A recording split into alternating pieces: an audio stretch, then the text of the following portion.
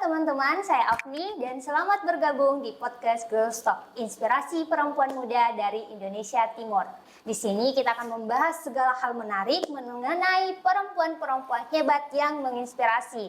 Untuk episode hari ini kita akan membahas tentang seorang wanita hebat di bidangnya. Siapa sih narasumber kita hari ini? Narasumber kita hari ini telah datang menemani saya, ada Kak Kurnia Quraisy. Selamat siang, Kak. Selamat siang. Terima kasih sebelumnya nih, terima kasih banyak loh Kak karena sudah mau diundang ke podcastnya kami dan membagi kisah inspirasinya. Bagaimana nih kabarnya Kak Nia hari ini? Kabarnya alhamdulillah baik.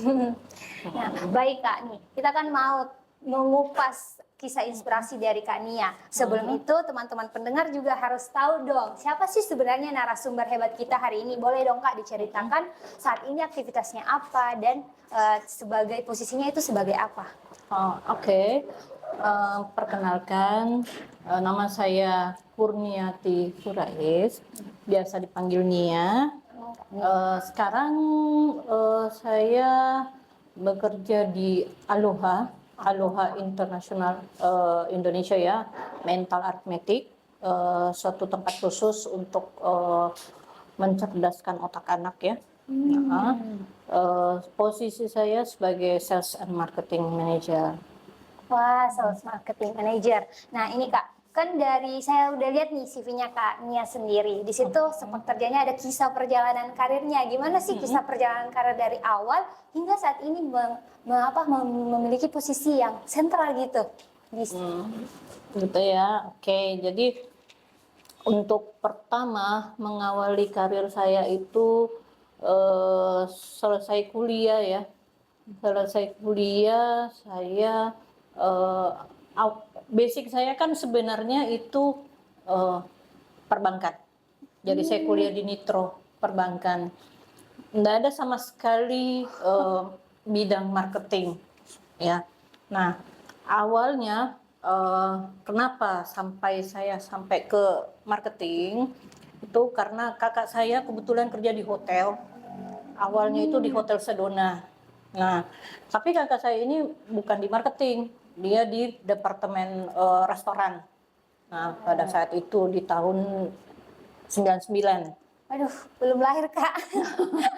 Nah, pada saat itu Hotel Sedona itu lagi mencari seorang telemarketing.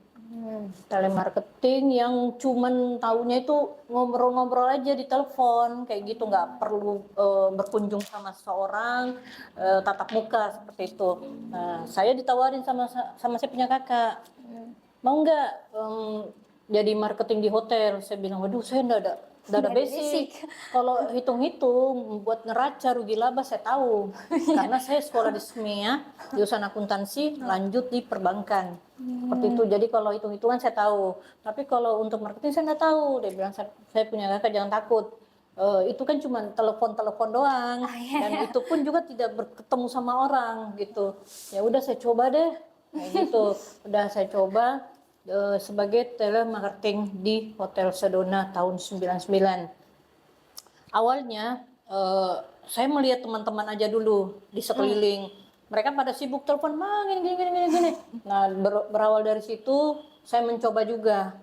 Mencoba dengan ngobrol dengan orang tanpa melihat mukanya, ngobrol-ngobrol, menawari fasilitas Hotel Sedona untuk mereka ikut member Sedona dengan beberapa benefit segala macam seperti itu. Nah, dari situ target saya itu setiap bulan selalu capai. Wow, bahkan lebih ya. Dari coba-coba ya. Iya. Nah, dari situ saya berpikir kayaknya saya punya ada bakat tersembunyi yang saya nggak tahu. Ternyata saya pandai ngomong tanpa saya melihat orang ya. Jadi karena saya biasa pasang cermin di depan biar lebih pede lihat saya punya ngobrol sama orang ya. Akhirnya dari situ berawal dari situ 1 tahun lebih saya di telemarketing Sedona. Setelah itu saya mencoba beralih ke sekretaris dulu. Kebetulan kita kan di hotel itu banyak klien, banyak ini ya pengusaha-pengusaha yang kita kenal. Nah, kebetulan saya ditarik untuk jadi sekretaris. Coba lagi saya ke sekretaris. Ke pindah bidang lagi nih Kak. Ke sekretaris 1 bulan, tapi kan itu proyek. Ya. Jadi selesai proyek selesai. Begitu itu hari proyek Baju Ekolaka. Yang dikerja itu pelabuhan Baju Ekolaka. Jadi sekretaris di situ, sekretarisnya orang Jepang. Wah, Konsultan. Pacific Konsultan Internasional, jadi bosnya itu orang Jepang. Nah 1 tahun di situ selesai proyek, selesai juga, saya balik lagi ke hotel, tapi sudah berganti nama dengan Imperial Arya Duta. Wah, Imperial Arya Duta, di situ saya kembali lagi jadi telemarketing. Ada 1 tahun begitu buka Hotel Clarion. Dulu Claro kan namanya Clarion. Nah, buka Clarion, saya coba ke situ apply, saya diterima sebagai sales eksekutif. Nah, jadi sales eksekutif untuk hotel. Jadi beda dengan yang kemarin telemarketing. Telemarketing itu produknya untuk membership hotel. Sedangkan untuk sales eksekutif hotel, kita menjual produk kamar, paket meeting, seperti itu. Nah, dari situ sebagai sales 1 tahun lebih, kan buka tuh Hotel Horizon Ultima yang di Sudirman. Nah, saya dibajak tuh sama GM-nya. Kamu pindah di sini. Yang penting customer yang di sana itu kamu bisa bawa ke sini. Oke, udah. Pindah ke Horizon. Jabatan saya naik jadi senior sales eksekutif. Nah, jadi otomatis bertambah tanggung jawab juga ya. Dari situ belajar 2 tahun saya di Horizon 2007 sampai 2009. Pindah lagi hotel. Nah, dari situ, dari berpindah-pindahnya hotel, jabatan saya naik sampai di Hotel Sahid. Hotel Sahid itu jabatan saya sudah jadi sales marketing manager. Jadi SMM di Hotel Sahid itu kurang lebih hampir 6 tahun lah. Wah, lama Iya, lama di situ. Di situ banyak sekali pengalaman yang saya dapat. Jadi kan saya sudah tahu yang namanya sales, kerjanya sales seperti apa, jadi senior sales seperti apa, terus naik lagi, bertambah lagi tanggung jawab ya sebagai sales marketing manager yang kita harus mengatur banyak tim seperti gitu, dan gimana sih cara kita bekerja secara tim biar target kita bisa tercapai seperti itu. Akhirnya sampai 5 tahun kayak gitu, saya pindah ke Hotel Ramsay sebagai Director of Sales. Sampai ke jabatan eksekutif ya Kak? Tadi Gamara pula. Gamara buka itu sebelumnya itu dia baru 50 kamar. 50 kamar buka Hotel Gamara, saya masuk di situ dan saya bikin press conference bahwa hotel ini sudah buka walaupun cuma 50 kamar dan akan berlanjut dengan ballroomnya terbuka, restoran segala macam. Nah, habis itu saya pindah ke sempat ke Sorong. Swiss Bell Sorong. Nah, di situ ada 1 tahun lebih. Nah, setelah 1 tahun lebih saya balik pulang Makassar. Di situ saya ditawarin hotel manager dari M Boutique Hotel yang di bawah Karaheng. Di bawah Karaheng ya. Tapi sekarang sudah berganti nama jadi Hotel Swiss Bell Court kalau tidak salah namanya. Itu hotel manager di situ ya, dapat pengalaman juga sebagai hotel manager. Jadi bukan cuman sales marketing manager, tapi hotel manager adalah semua departemen kita atur. Kalau sales marketing manager kan cuma salesnya aja, tim sales saja. Tapi ini kan semua departemen. Kalau hotel, di situ hotel manager. Nah, lebih di situ dapat pengalaman 1 tahun. Balik lagi ke Balikpapan. Saya ke Balikpapan, Grand Cokro Balikpapan. Nah, itu posisinya sebagai apa Kak? Director of Sales. Director of Sales. Terus di situ karena COVID ya. Iya, COVID itu 2019, 2020 kayaknya saya balik Makassar. Balik Makassar dulu. Habis balik Makassar, saya kembali lagi, sudah tenang kembali normal. Saya kembali lagi ke Kalimantan di Samarinda.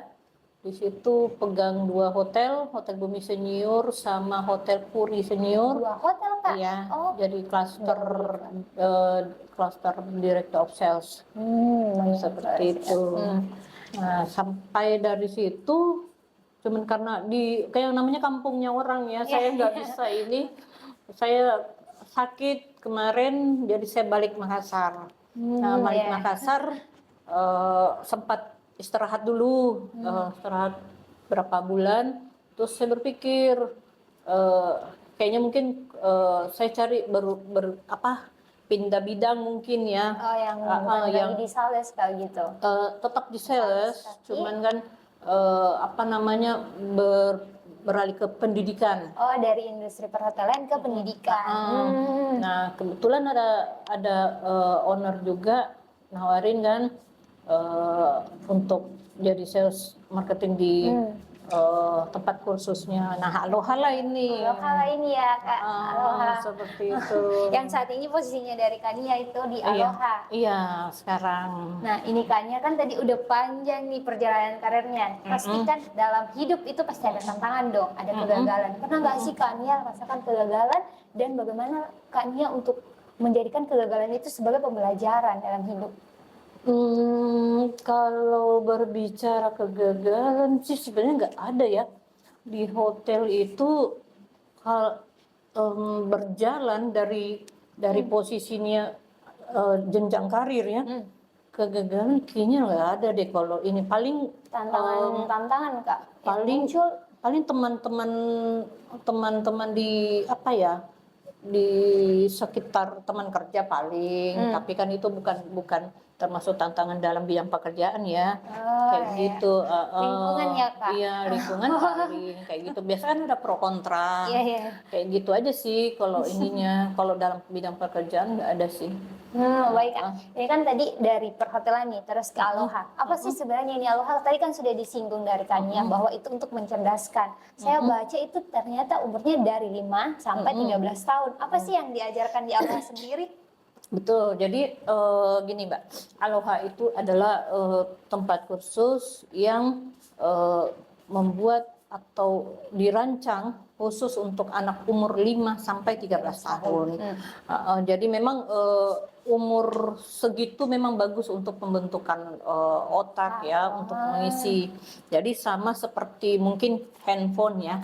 Handphone kalau kita beli dengan memorinya yang kecil, otomatis Mbak kalau mau mengisi aplikasi, mendownload aplikasi pasti pilih-pilih kan, karena keterbatasan memori.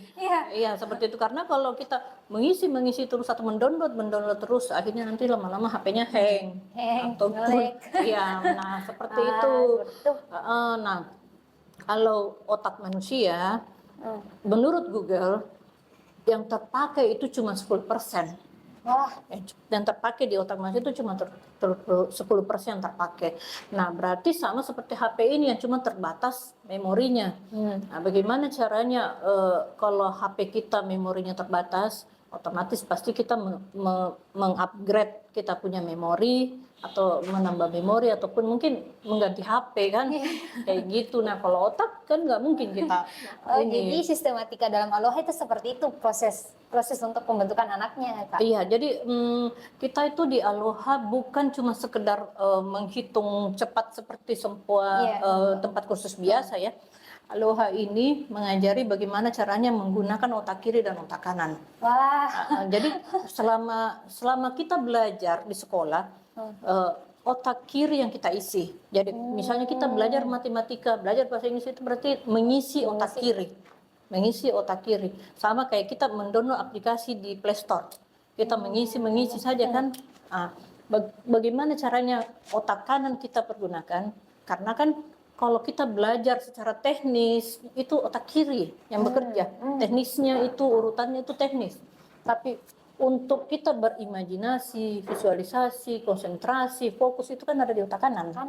Iya, jadi Aloha itu mengajari anak-anak untuk mengaktifkan otak kiri dan otak kanannya. Dan itu pun ada batas umurnya. Kalau sudah umur 14 kita sudah nggak terima. Kenapa tuh Kak? Kok dibatasi? Karena memang pembentukan otak untuk dari kecil itu memang bagus. Batasnya Kalau sampai? sampai 13, tapi umur 14 nggak apa-apa bisa, tapi hasilnya kurang memuaskan, ya. kurang bagus lah ya dibanding dengan masih anak-anak yang kita isi dengan belajar di Aloha lebih bagus nanti kalau dia besar pengembangan otaknya. Oke, Kak. Iya, Nah, kayak gitu. ini Kak, saya mau gali nih ilmu, mau curi ilmu dari Kak Nia. Kan Kak Nia sebelumnya kan sempat kerjaan karirnya itu di perhotelan, terus tiba-tiba pindah bidang ke pendidikan.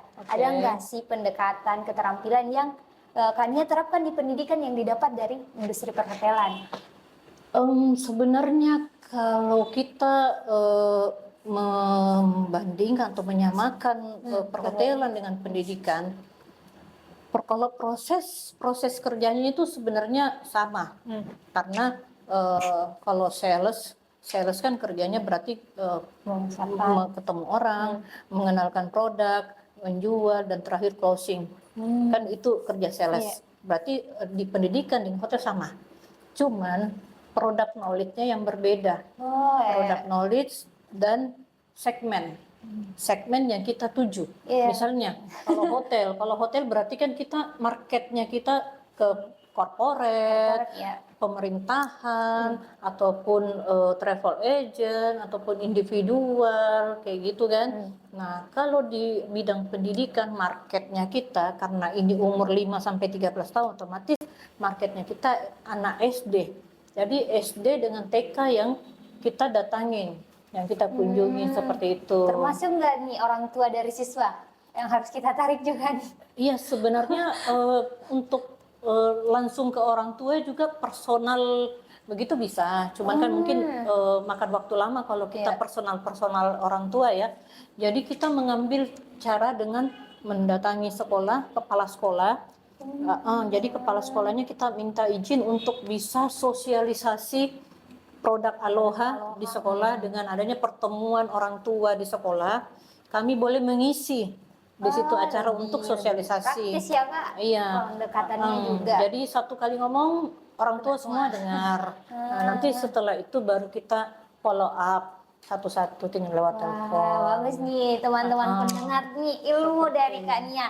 Mungkin nih Kak Nia dari dua karir jenjang karirnya Kak Nia ini antara perhotelan dan pendidikan, apa sih momen yang paling berkesan di antara dua karir ini? Kalau di Aloha mungkin dia belum bisa dapat berkesannya karena masih baru kan, belum sebulan. Belum sebulan nih di Aloha. Kemarin 17 Juli Nia bergabung join. Jadi kalau ini sudah tanggal 20 ya? Agustus, berarti udah 1 bulan lebih. 1 bulan lebih. Nah, 17 kemarin Agustus 1 bulan. Seperti itu.